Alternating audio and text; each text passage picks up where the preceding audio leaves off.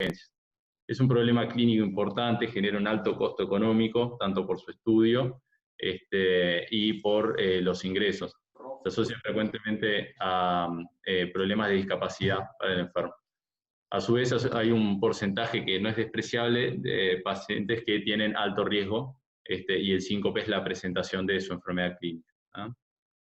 Tiene una gran capacidad de producir lesiones traumáticas. Los pacientes refieren una calidad de vida menor por miedo a la reiteración de estos episodios. Representa alrededor del 1% de los ingresos hospitalarios y el 3% de las consultas en puertas de emergencia. Tiene una prevalencia alta entre la segunda y tercera década, más que nada entre los 10 y los 20 años, y un segundo pico entre los 60 y los 80 años. Tiene un pronóstico variable según el diagnóstico. A destacar, es importante que es el único síntoma de alarma previo a una muerte súbita cardíaca.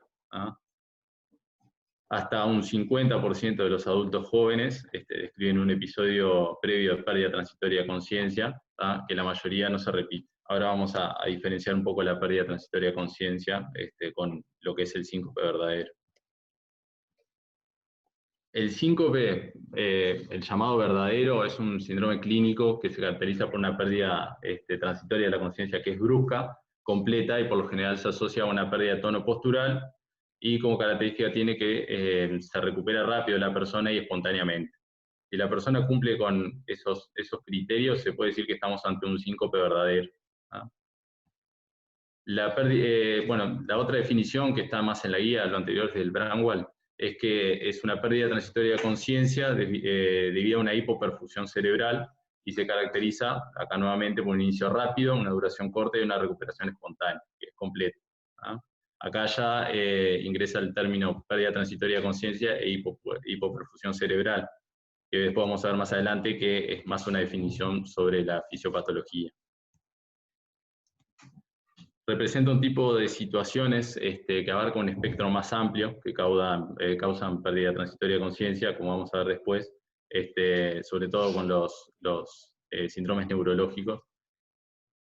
Y para diferenciarlo un poco del síncope verdadero, la pérdida transitoria de conciencia asociada a los otros cuadros clínicos se define más como una pérdida de conocimiento que es real o aparente, y se caracteriza por la amnesia durante el episodio de inconsciencia.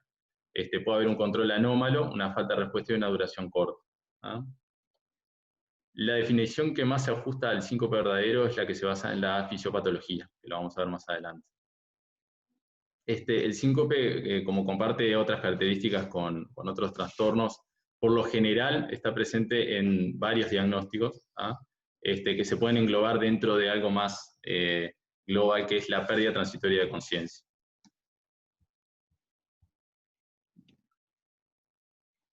El conjunto de síntomas y signos del síncope verdadero en realidad bastaría, en teoría, para diferenciarlo de lo que son las crisis epilépticas y los eventos de pérdida transitoria de conciencia debido a algo psicógeno.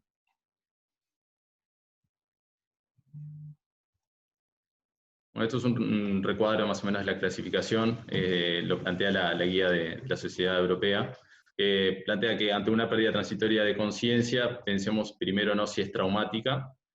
Si no es traumática, pensar en 4 grandes clasificaciones, que sería el síncope por sí mismo, que por lo general puede ser reflejo por hipotensión ortostática o de origen cardíaco. Pensar si no en que sea algo epiléptico, un ataque epiléptico, que ahí lo vamos a diferenciar más que nada por lo presenciado, ¿no? Si son tónicos, clónicos o tónico-clónicos o atónicos. Después también tenemos la pérdida transitoria de conciencia psicógena, que también se le llama pseudosíncope psicógeno, que por lo general acá en Uruguay le decimos la crisis conversiva. Un detalle que quiero decir, Marcio. Ustedes ven que estas 4 entidades son completamente distintas, ¿verdad? Entonces, como son distintas, los exámenes van a estar en función de los estudios paraclínicos, digamos, van a estar en función de lo que uno se oriente clínicamente. Por lo tanto, es fundamental, es clave tratar de llegar, antes de pedir cualquier examen, o tratar de llegar por la anamnesis y el examen físico a estas etiologías, porque si no uno puede digamos, derivar para un lugar que no corresponde, ¿verdad? Porque los exámenes uno los pide en función de lo que piensa. O podés tirar un escopetazo y pedir todo, digamos, pero me parece que para poder afinar mejor o llegar mejor al diagnóstico es fundamental, pero sí es clave, una buena anamnesis tanto del paciente, de los que estaban presenciando el episodio, porque muchas veces hay amnesia, y del examen físico. Era eso nada más. Bien, sí, como vos decías, en realidad digo, el diagnóstico se basa básicamente en la clínica y de repente con algunas preguntas dirigidas uno puede diferenciar sobre todo los principales cuadros. Después, como las causas raras de síncope, tenemos el síndrome de Ross de la subclavia y los eventos neurológicos vasculares como el AIT vertebrovascular, una hemorragia subaracnoidea o ataques anóxicos cianóticos, que es la.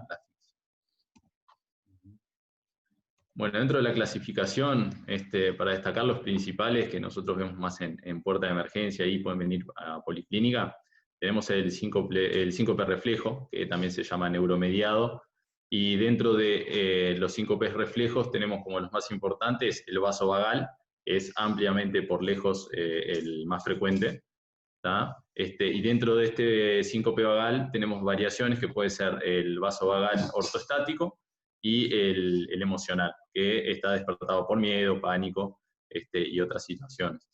Después tenemos el reflejo situacional, que es el asociado, por ejemplo, a la misión, a la tos, al estornudo, después del ejercicio, después de comer, el postprandial. Y como último dentro de estos reflejos, que es el menos frecuente, es el síndrome del seno carotídeo. Después tenemos algunas formas atípicas que se dan sin prodromos y no hay un desencadenante aparente. El síncope verdadero, por lo general, siempre se refiere a un desencadenante.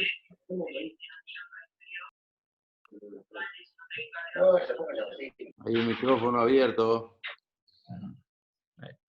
Bien, después otra de los síncopes más frecuentes es el debido a hipotensión ortostática, que después la vamos a definir y vamos a entrar en detalle, pero para que tengan en cuenta es la segunda presentación más frecuente. Después el Braunwald hacía una clasificación que viene a ser por las causas. Dentro de las vasculares tenemos anatómicas ortostáticas o de mecanismo reflejo, que más o menos engloba las mismas.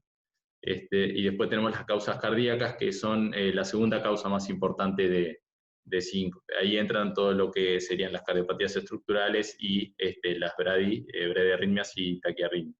No voy a entrar mucho en detalle porque son varias y algunas son muy poco frecuentes.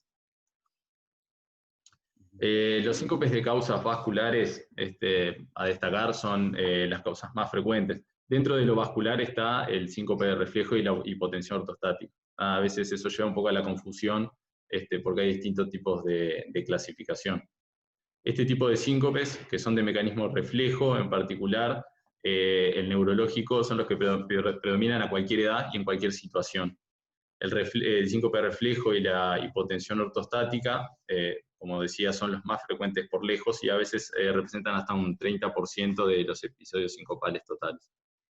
El síncope de robo vascular es muy poco habitual. Bueno, el de hipotensión ortostática, definida como una caída de 20 milímetros de mercurio de la presión arterial sistólica o como un descenso de 10 de la diastólica a los 3 minutos de permanecer de pie. Dentro de la hipotensión ortostática se puede separar en la que es inicial y la que es progresiva. La inicial, por lo general, hay una disminución mayor de 40 milímetros de mercurio de la presión, justo después de ponerse de pie, y la recuperación es rápida, por lo general es menor a 30 segundos. La hipotensión ortostática progresiva, que es más tardía, en realidad se caracteriza por una disminución gradual de la presión estando de pie. Puede ser asintomática o estar asociada al síncope. Y cuando está asociada al síncope, por lo general, puede ser solo mareo o presentar un presíncope que en realidad es toda la etapa de prodromos sin pérdida de conciencia. O sea, el paciente puede presentar temblores, debilidad, fatiga, palpitaciones, diaforesis y visión borrosa, y no presentar pérdida de conciencia, y ahí estamos en presencia de un pre-5. La causa más... Bueno, Sí. no, que es bueno en todo paciente que consulta por un síncope explorar esto, ¿verdad? Acostarlo, tomarle la presión, pararlo, esperar 3 minutos o ver durante esos minutos a ver qué pasa y tomarle la presión de nuevo. Es una maniobra sencilla, pero que uno habitualmente, ¿viste? No la tiene en cuenta y es muy útil. A veces es diagnóstica y otras veces digo, simplemente para consignar, ¿verdad? A veces uno puede reproducir el síntoma con esa maniobra y otras veces, aunque no lo reproduzca, confirma que tiene hipotensión ortostática, ¿verdad? Porque si tiene hipotensión ortostática y en ese momento sincopa, ya tenés prácticamente el diagnóstico hecho. Claro, sí, forma parte obviamente de la clínica inicial, Claro. de la amnesis inicial, donde ya a partir de ahí empezamos a diferenciar una causa de la otra. La causa más frecuente de hipotensión ortostática por lo general son los fármacos que causan hipovolemia o vasodilatación.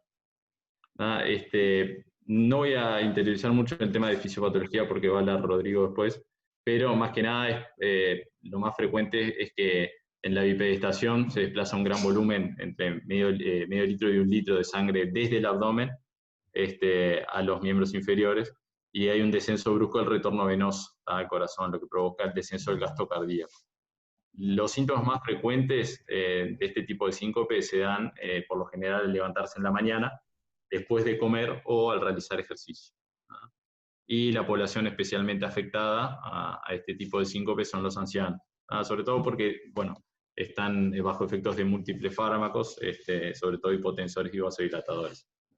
Cuando vayan a hacer ergometría el año que viene, algún caso van a presenciar, en general a veces son pacientes jóvenes o los que ya están haciendo ergometría, no sé si ustedes están haciendo alguno, que inmediatamente después del ejercicio sincopan. Y eso es por la gran vasodilatación que genera el ejercicio, ¿verdad?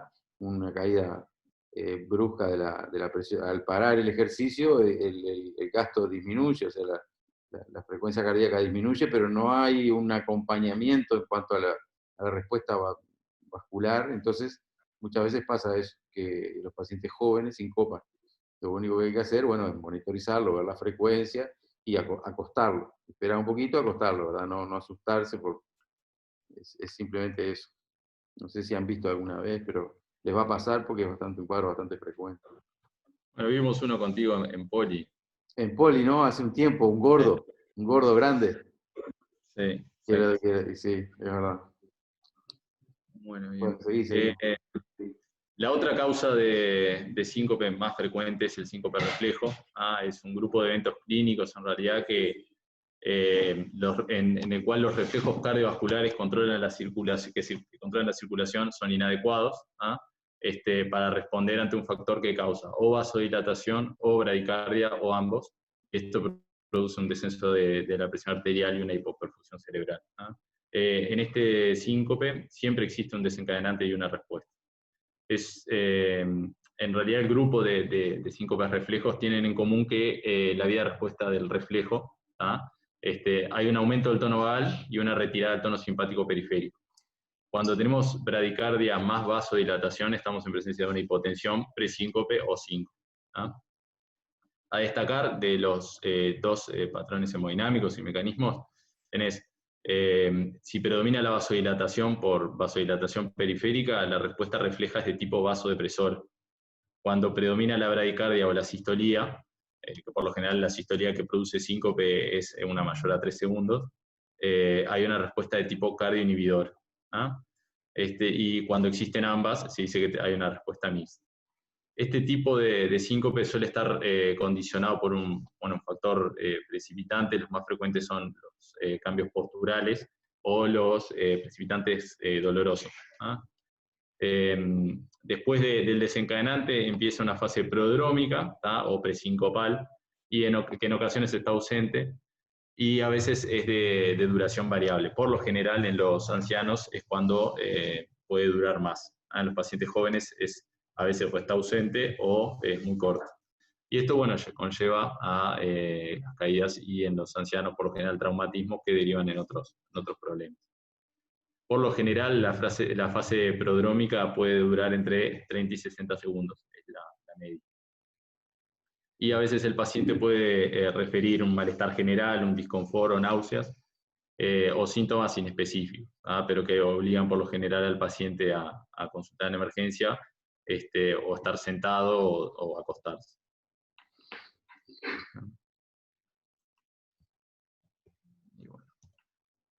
Después, el segundo grupo más importante de síncope son los de causa cardíaca. Suponen más o menos entre un 10 y un 20% de todos los episodios sincopales. En estos predominan ampliamente las taquiarritmias y las bradiarritmias. Y dentro de estas, la ATB es la taquiarritmia más frecuente que puede provocar un síncope. Dentro de las bradiarritmias, las que originan síncope, por lo general están el síndrome del seno enfermo y el bloqueo auriculoventricular. Luego, como una causa menos común en realidad, pérdida transitoria de conciencia, porque ya no sería el síncope verdadero, son las migrañas, las convulsiones, las malformaciones de Arnold-Chiari, que son la protrusión del cerebelo por el foramen mayor, y comprimen el tallo. Cuando comprimen el tallo son las de tipo 2, y las que no comprimen son de tipo 1, que en realidad son las más frecuentes. Son más o menos del 10% de todas las causas del síncope. Y la mayoría de estos pacientes a los cuales se pensaba que había tenido un síncope, en realidad había tenido un tipo de convulsión y no un síncope verdadero. Y por último, dentro de las causas están las metabólicas, que son bastante raras, que suponen menos de un 5% de episodios sincopales. Y dentro de ellas las más frecuentes son la hipoglucemia, la hipoxia y la hiperventilación. La hiperventilación por sí sola no es suficiente para provocar un síncope. Debe asociarse por lo general a un reflujo sanguíneo cerebral reducido. Este tipo de síncope que produce la hiperventilación por lo general tiene un componente psicológico. Y hasta un 25% de los síncopes de origen desconocido pueden presentar un trastorno psiquiátrico. Bueno, los dejo con Rodrigo que va a seguir con la siguiente parte. Bueno, antes de empezar con esto de la fisiopatología, en realidad yo quería hacer un comentario del síncope como algo global, y es que en realidad, si bien es algo que nosotros frecuentemente vemos en la práctica clínica habitual, no tengo bien claro si en Uruguay funciona así, pero en otros países hay realmente equipos multidisciplinarios que tratan el síncope, le diagnostican, lo siguen, lo evalúan, lo clasifican de forma correcta, y dentro de esos equipos multidisciplinarios, porque así lo demanda en realidad muchas veces el síncope en lo que es la calidad de vida de la persona, y en esos equipos multidisciplinarios las guías europeas al menos así lo mencionan, que la menor cantidad de médicos son cardiólogos, sino más bien está formado el equipo por internistas, por incluso los psiquiatras, neurólogos, etcétera, porque no siempre es tan fácil clasificar el síncope y tratarlo, porque muchas veces causa una calidad de vida muy deficiente, incluso en otros países, o bueno, acá también, las personas tienen como una limitación incluso a la conducción de vehículos, en el trabajo, etcétera, ausentismo laboral, ausentismo escolar, entonces es algo bastante más amplio de lo que uno podría pensar, o al menos los que recién empezamos con la cardiología, podemos creer que es el síncope. Entonces, un poco eso. Esta imagen en realidad la puse, ya la mostró Marcio, pero es un poco, la volví a repetir, es el esquema que uno tiene que tener en la cabeza cuando empieza a pensar o cuando se presenta, cuando está frente a un paciente con una pérdida transitoria de conocimiento. Creo que no se ve el puntero, ¿no? Ahí va. Entonces uno tiene que, si tenemos un paciente que tuvo una pérdida transitoria de conocimiento y es frente al paciente que estamos, siempre tenemos que pensar si esto fue traumático o no traumático. ¿Por qué? Porque la fisiopatología es distinta y de esa manera uno se va como encaminando hacia qué tipo de síncope estamos frente a en qué casillero lo colocamos. Entonces, si es no traumática, a veces esto no es tan sencillo, porque el paciente tiene un síncope, se cae, tiene un traumatismo de cráneo, entonces queda con un poco de sopor, o hace una hemorragia subaracnoidea, etcétera, tiene una edema cerebral y ahí las cosas se complican un poco más, no siempre es tan sencillo clasificarlo. ¿No? Por definición, entonces, el síncope se produce, la pérdida de conocimiento se produce por reducción de flujo sanguíneo cerebral secundario a una hipotensión sistémica. Y básicamente eso se describe en este gráfico, donde está representado el flujo sanguíneo cerebral en función de la presión de perfusión cerebral. Entonces la autorregulación del flujo sanguíneo cerebral está limitada a un cierto rango de presión de perfusión, ¿no? Entre 50 milímetros de mercurio y 150, en el cual por encima o por debajo de esos valores, el sistema vascular encefálico provoca genera una vasoconstricción o una vasodilatación para mantener constante el flujo sanguíneo cerebral.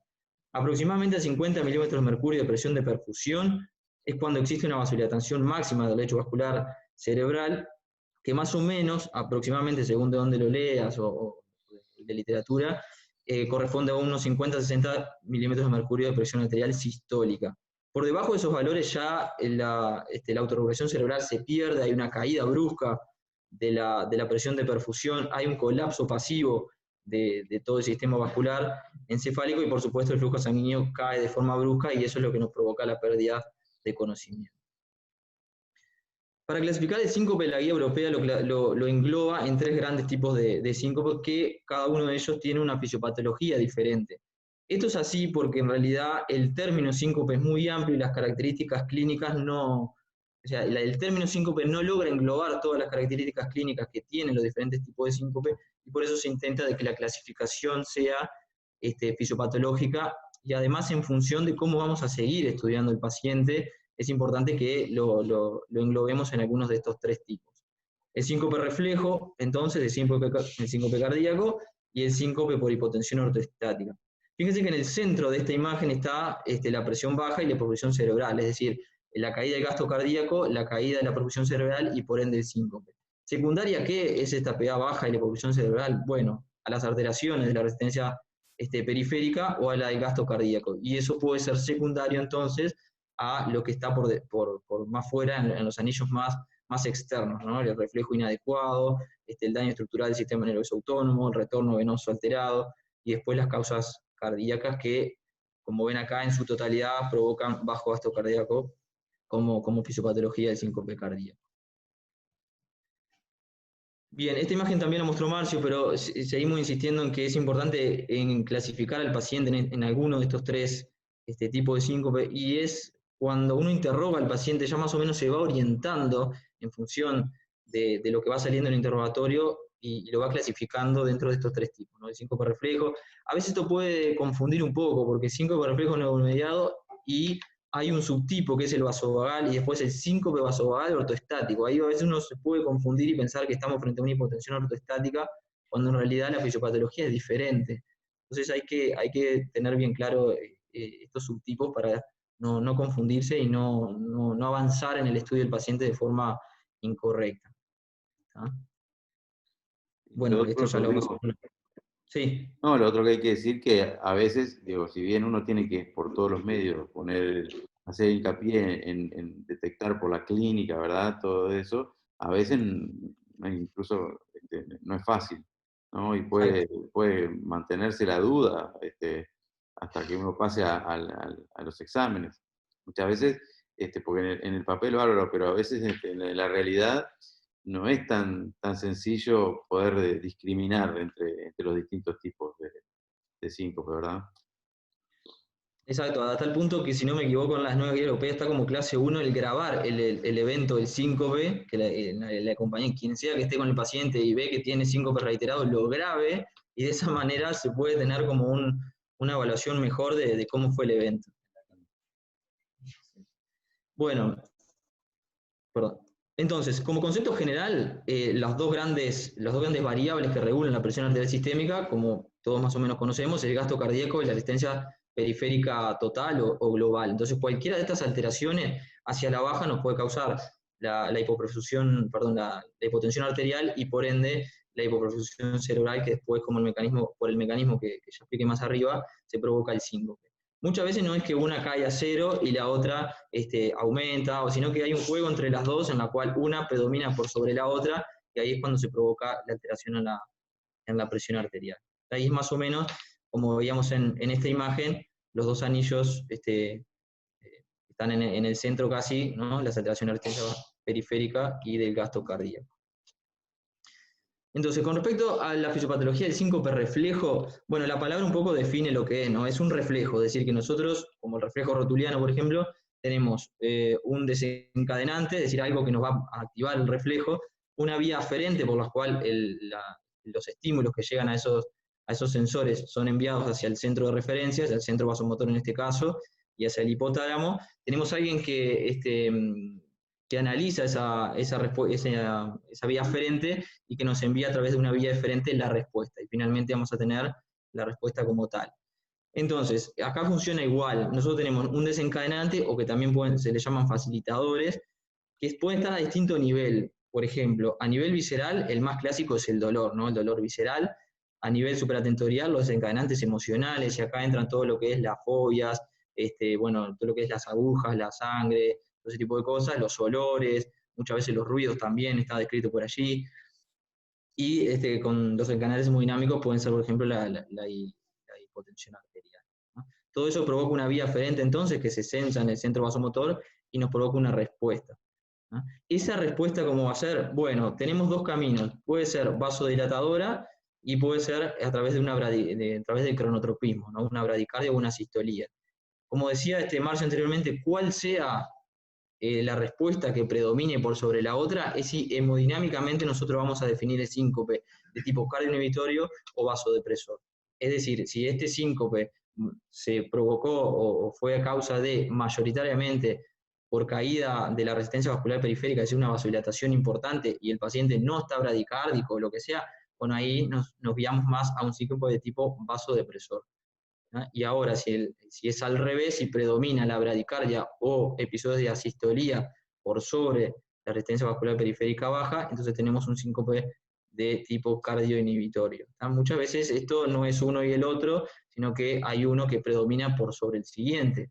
O, bueno, aunque está descrito también en la bibliografía que el síncope cardioinhibitorio puro no tiene alteraciones o no cursa con alteraciones de la resistencia vascular periférica, incluso puede estar aumentada, ¿ah?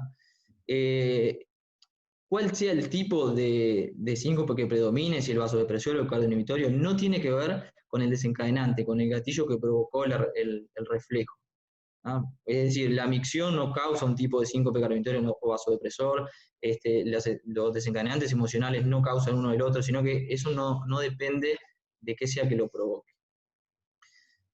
En la literatura también describe este concepto de volumen central, que básicamente el volumen central es el reservorio sanguíneo disponible en las 4 cámaras cardíacas, en las arterias pulmonares y en los grandes vasos del tórax. Entonces, lo que debería suceder normalmente sería que uno se para esta medida, el volumen central cae por la acumulación del flujo sanguíneo venoso por debajo en los lechos infradiafragmáticos, y bueno, tenemos una constricción arteriolar, una constricción venosa, aumento del tono muscular esquelético abdominal, lo que nos provoca un aumento del retorno venoso, nos evita esa caída de la presión arterial y por ende nos mantenemos, no provocamos el síncope, ¿no? Eso es lo que habitualmente nos sucede a nosotros.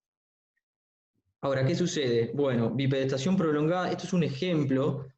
El ejemplo que yo le puse acá es el síncope vasovagal ortoestático. Recuerdan lo que dije anteriormente, es un tipo de síncope reflejo. O sea, no es por hipotensión ortostática, porque la fisiopatología es diferente.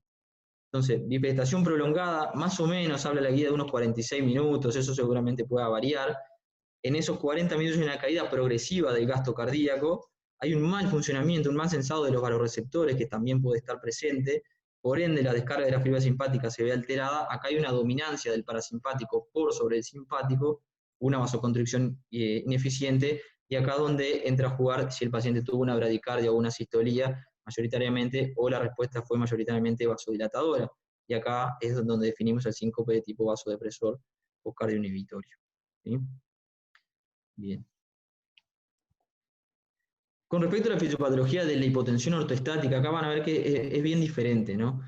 Lo que sucede acá es que nosotros tenemos un desencadenante por lo general hemodinámico, ¿sí? No tenemos esos desencadenantes viscerales o supratentoriales, sino más bien es hemodinámico, es decir, nos ponemos de pie, hay un aumento, una caída, perdón, del gasto cardíaco, el retorno venoso por acumulación de sangre en el lecho infradiafragmático, sobre todo el esplácnico.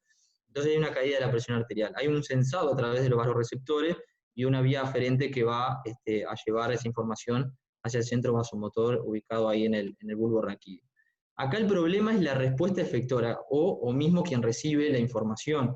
Hay una alteración en el centro vasomotor y o en las vías de respuesta, en la vía eferente. Esto habitualmente nosotros lo vemos o es frecuente que aparezca, por ejemplo, entre otras enfermedades, pero una de las más comunes en los pacientes diabéticos que tienen disautonomías, ¿no? Entonces, cae la presión arterial, hay un mal sensado por el centro principal y por las vías eferentes, y lo que debería suceder de forma correcta, según lo que vimos en... Rodrigo, Sí, está quedando menos de un minuto, nos volvemos a conectar de nuevo, ¿está? dale. No, lo único que quería decir es que habitualmente estos mecanismos, cardioinhibitorio y vasodilatador, en general no son tan importantes porque, bueno, son síncopes reflejos que transitorios muchas veces, que se tratan sin una medida invasiva, pero son importantes porque pueden volverse un problema serio en un paciente determinado, y ahí la terapéutica es totalmente diferente, ¿verdad? Identificar estos dos mecanismos puede llevar, en un paciente complejo, especial, ¿no? Que con síncope recurrente, puede llevar a la colocación de un marcapasos o no, por ejemplo, ¿no? Bien. Por eso está bueno discriminar entre ambos mecanismos en determinadas situaciones. ¿Nos conectamos de vuelta? Sí, estamos quedando sin tiempo. Dale.